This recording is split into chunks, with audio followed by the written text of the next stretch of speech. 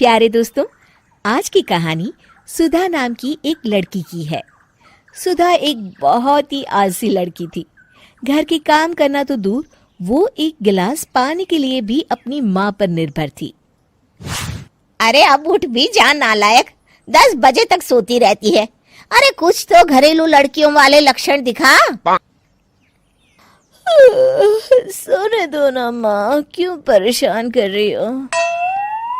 अरे भाग्यवान, क्यों मेरी बिटिया को तंग कर रही हो? सोने भी दो इसे। लो, बाप बेटी दोनों एक जैसे हैं।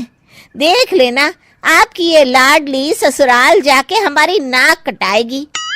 मैं कहती हूँ अब भी वक्त है, अपनी ये आदतें सुधार ले, वरना ससुराल में तेरी सास कान खींच कर तुझे सीधा करेगी। वही तुझे सबक सिखाएगी। दुनिया में आज तक कोई ऐसी सास पैदा नहीं हुई माँ, जो सुधा चोपड़ा को सबक सिखा सके। लेकिन होनी को कुछ और ही मंजूर था। सुधा की शादी एक ऐसे घर में हो जाती है जहां उसकी सास एक रिटायर्ड पुलिस वाली थी। अब कहानी में मजा आएगा। हाँ माँ, यहाँ सब बहुत अच्छा है। मेरे ससुराल के लोग भी ना बहुत मिलनसार हैं। ठीक है माँ, मुझे नींद आ रही है, फोन रखती हूँ माँ। ठीक सुबह 5 बजे। अरे जल्दी उठो भाग्यवान, वरना कयामत आ जाएगी। हैं? अरे क्या हुआ? कौन सी कयामत आ जाएगी? अरे मेरी माँ आ जाएगी। तुम नहीं जानती, इस घर में सिर्फ मेरी माँ का हुक्म चलता है। सबको सुबह 5 बजे बिस्तर छोड़कर हॉल में पहुंचना ही पड़ता है। अरे अब इंसान क्या अपनी नींद भी पूरी नहीं करेगा? यहाँ मजाक चल रहा है क्या? तभी वहां सुधा की सास आ जाती है। अटेंशन! मजाक तो तू समझ रही है बाबू, ये मेरा घर है और यहाँ हर किसी को डिसिप्लिन में रहना होगा। अटेंशन! अरे माँ जी, लेकिन इतनी सुबह कौन उठता है?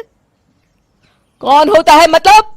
हम सभी उठते हैं, रोज उठते हैं, और अब से तुझे भी उठना पड़ेगा। आखिर मैं पुलिस वाली जो ठहरी। अटेंशन! अरे माँ जी, लेकिन अब तो आप रिटायर हो गई हो ना। तो क्या हुआ? शेर कितना भी बूढ़ा हो जाए, शिकार करना नहीं छोड़ता। उसी तरह हम पुलिस वाले रिटायर होने के बाद भी अपने अनुशासन में ही जीवन जीते हैं। चलो अब बेकार की बहस बंद करो और उठकर हॉल में चलो। अभी आधा घंटा तुम सबकी परेड चलेगी। अटेंशन! अरे मैं कोई परेड नहीं करने वाली। सुधा की सास अपनी बहू का ये बर्ताव देख झल्ला उठती है। गौर से देख, तू कहां और किसके सामने खड़ी है? यहां बात सिर्फ एक बार समझाई जाती है, बस। अटेंशन! इतना कहकर सुधा की सास चली जाती है। अपनी सास का ये रूप देखकर सुधा घबरा जाती है और जल्दी से उठकर बाहर चली जाती है। उस दिन से सुधा की जिंदगी बदल जाती है। हाय, थक गई मैं तो। ये घर है या जेल? कितना काम करना पड़ता है। लाइए दीदी, 2 रोटियां और दीजिए, मुझे बड़ी भूख लगी है। ठहर जा बहू, ये तू क्या कर रही है?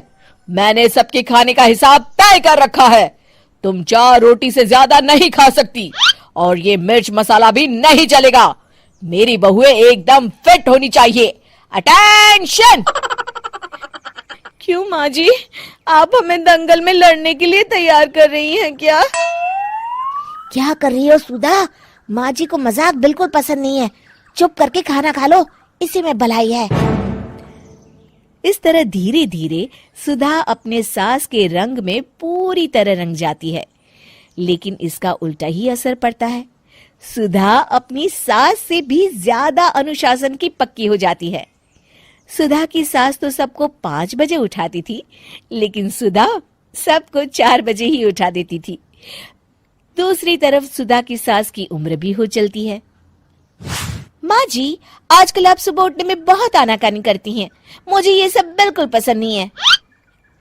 अरे बहू, मैं तेरे हाथ जोड़ती हूँ, भगवान के लिए अब मुझे छोड़ दे। इतने सवेरे उठना और कसरत करना अब मेरे बस की बात नहीं है। माँ जी, आप मैदान छोड़ के भाग रही हैं। आप तो पुलिस वाली हैं। अटेंशन। अरे अब कहाँ की पुलिस वाली, अब तो मैं रिटायर हो चुकी हूँ। बस बहुत हो गया, अब तुम सब जैसे चाहे वैसे जिंदगी जियो और मुझे भी जीने दो। अपनी सास को गिड़गिड़ाते देख सुधा मन ही मन मुस्कुराती है। इस तरह उस दिन के बाद से सुधा के ससुराल वाले एक सामान्य जीवन जीने लगते हैं।